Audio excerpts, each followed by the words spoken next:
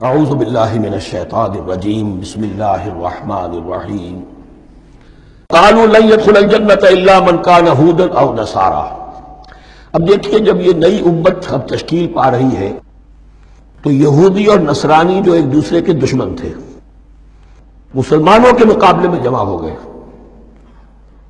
انہوں نے کہنا یہ شروع کیا وقالوا لن يدخل الجنة، ہرگز نہیں داخل ہوگا جنت میں الا من کان ہودا او نصارا، سوائے اس کے جو یا تو یہودی ہو یا نصرانی ہو۔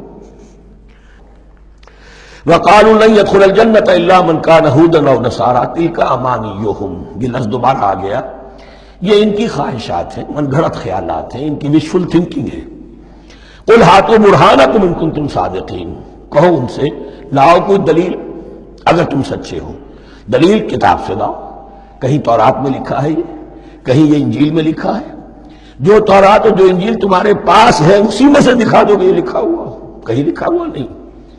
اب یہاں پر وہ یونیورسل ٹروتھ آ رہا ہے، بلا من اسلم وجہہ للہ وہو محسن، کیوں نہیں، ہر وہ شخص کے جو اپنا چہرہ اللہ کے سامنے جھکا دے اور وہ محسن ہو، اس کا رویہ صدق پر، سچائی پر، حسن کردار پر مبنی ہو، سر کا جھکانا منافقانہ نہ ہو، جزوی نہ ہو کہ کچھ مانا کچھ نہیں مانا۔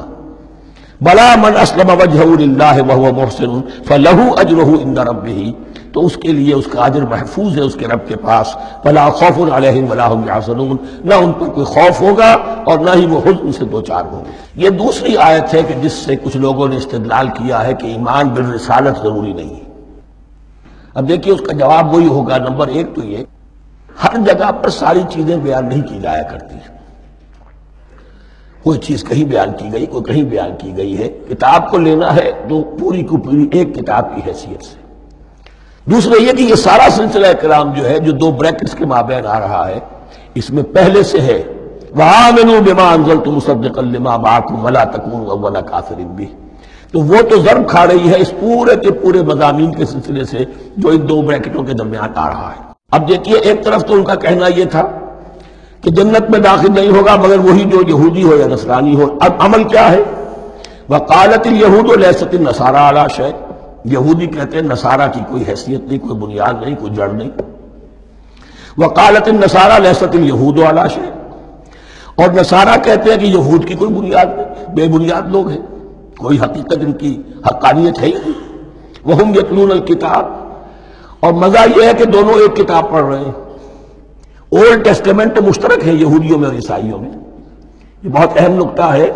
اور جدید عیسائیت میں جو ایک بہت بڑی طاقت ابھر رہی ہے امریکہ میں وہ ہے کہ جو یہ عیسائیت کو جیوڈائز کر رہی ہے، کیونکہ رومن کیتھولک مذہب جو تھا اس نے تو چونکہ گویا کہ سارا رشتہ توڑ لیا تھا بائبل سے، سارا اختیار پوپ کے ہاتھ میں آ گیا تھا، لیکن پروٹیسٹنٹس نے پھر بائبل کو قبول کیا۔ اب اس کی منطقی انتہا یہ کہ اولڈ ٹیسٹمنٹ کے اوپر بھی اب ان کی توجہ ہو رہی ہے کہ آخر یہ بھی تو ہم مانتے ہیں کہ ہماری کتاب ہے اور اس میں جو کچھ لکھا ہے اس کو نظر انداز کیسے کر سکتے ہیں۔ ہم نے جو ایک سیمینار کیا تھا امریکہ میں جس میں ایک یہودی عالم بھی آئے تھے، ایک عیسائی بھی آئے تھے، اور مسلمانوں کی طرف سے بھی ہمارے ایک ساتھی نے بات کی تھی، تو وہاں ایک یہودی عالم نے کہا کہ اس وقت اسرائیل کو سب سے بڑی سپورٹ جو مل رہی ہے وہ ان عیسائیوں سے مل رہی ہے امریکہ میں سے، کہ جو اس وقت ایمینجلسٹ کہلاتے ہیں وہاں پر، اور جو ایک بڑا فرقہ بن کر ابھر رہے ہیں۔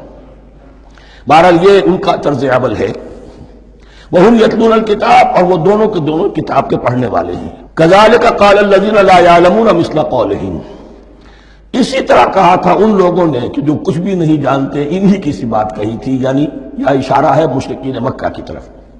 فَاللَّهُ يَحْكُمُ بَيْنَهُمْ يَوْمَ الْقِيَامَةِ فِيمَا كَانُوا فِيهِ يَخْتَلِفُونَ، تو اللہ تعالیٰ فیصلہ کر دے گا ان کے مابین قیامت کے دن ان تمام باتوں کا جن میں کہ یہ اختلاف کر رہے تھے۔ صدق اللہ العظیم۔